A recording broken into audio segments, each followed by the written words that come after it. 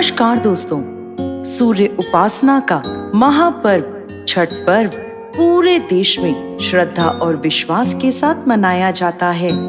4 दिनों तक चलने वाले इस पर्व में व्रतधारी लगातार 36 घंटों तक निर्जला व्रत रखते हैं और सूर्य को अर्घ देते हैं। श्रद्धालु सूर्य देव और छठी मैया की पूजा अर्चना कर अपने परिवार के लिए सुख समृद्धि और स्वस्थ जीवन की कामना करते हैं।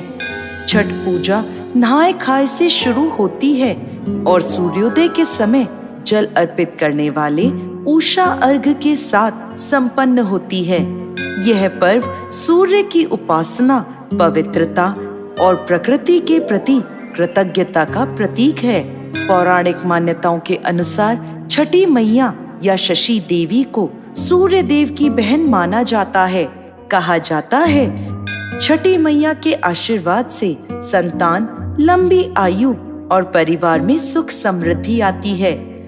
आइए अब हम आपको छठ पर्व से जुड़ी एक पौराणिक कथा की ओर ले चलते हैं। बहुत समय पहले प्रियंवत नाम के एक राजा थे जिनकी पत्नी का नाम मालिनी था। विवाह के काफी समय हो जाने के बाद भी उनको कोई संतान नहीं थी। इस बात से दोनों बहुत दुखी रहते थे। उन्होंने संतान प्राप्ति की इच्छा के कई जतन किए। इसके बाद उन्होंने महर्षि कश्यप द्वारा पुत्रेष्टि यज्ञ करवाया।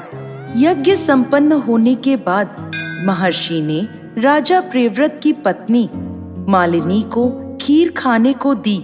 खीर का सेवन करने से मालिनी गर्भवती हो गई। यह खबर मिलते ही राजा और रानी के साथ साथ प्रजा भी बहुत खुश हो गई। समय के साथ महारानी मालिनी ने एक पुत्र को जन्म दिया, लेकिन उन्हें मरा हुआ पुत्र प्राप्त हुआ। राजा को इस बात से बहुत दुख हुआ। उन्होंने निराश होकर प्राण त्यागने का निश्चय किया। जैसे ही राजा ने प्राण त्यागने की कोशिश की तो उनके सामने भगवान की मानस पुत्री देवसेना प्रकट हुई। उन्होंने राजा प्रियंवत से कहा कि वह षष्ठी देवी हैं और वह लोगों को संतान का सौभाग्य प्रदान करती हैं। इसके साथ ही जो लोग उनकी सच्चे मन से आराधना करते हैं वह उनकी सभी मनोकामनाएं पूर्ण करती हैं। यदि राजा उनकी पूरे विधि विधान पूर्वक पूजा करेंगे तो वह उन्हें पुत्र रत्न का वरदान देंगी।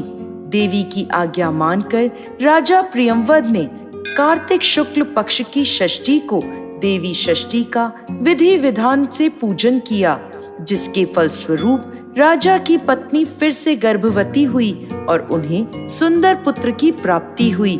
ऐसा माना जाता है तभी से छठ पर्व मनाया जाने लगा। जो व्यक्ति छठ पर्व की विधि पूर्वक पूजा करने के साथ साथ व्रत रखते हैं तो छठी मैया उनकी हर मनोकामना पूरी करती है। दोस्तों, छठ पर्व की एक और पौराणिक कथा के अनुसार ऋषि मुग्दल ने माता सीता को छठ व्रत रखने की सलाह दी थी। आनंद रामायण के अनुसार जब भगवान राम ने रावण का वध किया तो उन पर ब्राह्मण हत्या का पाप लगा। इस हत्या का प्रायश्चित करने के लिए वशिष्ठ ने प्रभु श्री राम और माता सीता को ऋषि मुद्गल के साथ भेजा। भगवान राम ने ब्रह्म हत्या के पाप से मुक्ति पाने के लिए कष्टहरणी घाट पर यज्ञ किया और वहीं माता सीता को आश्रम में रहकर कार्तिक मास की षष्ठी तिथि को व्रत रखने का आदेश दिया। साथ ही सूर्य पुत्र कर्ण की छठ कथा के अनुसार छठ पर्व की उत्पत्ति महाभारत काल में हुई थी। महादानी सूर्य और कुंती के पुत्र कर्ण ने सबसे पहले सूर्य देव की पूजा की थी। कर्ण बिहार के अंग क्षेत्र वर्तमान में भागलपुर के राजा और सूर्य और कुंती के पुत्र थे। सूर्य देव से ही कर्ण को दिव्य कवच और कुंडल प्राप्त हुए थे जो हर समय उनकी रक्षा करते थे। कर्ण भगवान सूर्य के बहुत बड़े भक्त थे और प्रतिदिन घंटों कमर तक पानी में खड़े होकर सूर्य को अर्घ देते थे।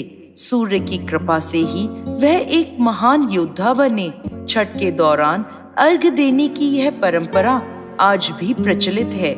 कर्ण के साथ साथ महाभारत काल में द्रौपदी ने भी अपने परिवार की सुख शांति और सुरक्षा के लिए छठ व्रत रखा था। जब पांडव जुए में अपना सारा राजपाट हार गए, तब द्रौपदी ने छठ व्रत रखा। उनकी मनोकामना पूरी हुई और पांडवों को उनका राजपाट वापस मिल गया। लोक कथा के अनुसार सूर्य देव और छठी मैया का भाई बहन का रिश्ता है, इसलिए छठ पर्व के अवसर पर सूर्य की पूजा करना फलदायी माना जाता है। दोस्तों, इन सभी कथाओं का सार यही है कि छठ पूजा सूर्य की जीवनदायिनी शक्ति और छठी मैया के मातृत्व स्वरूप के प्रति आभार प्रकट करने का पर्व है, जिसे अत्यंत अनुशासन और पवित्रता के साथ मनाया जाता है। हे छठी मैया, इस कथा को कहने वाले, सुनने वाले और सभी व्रती श्रद्धालुओं की सभी मनोकामनाएं पूर्ण करें। जय छठी मैया।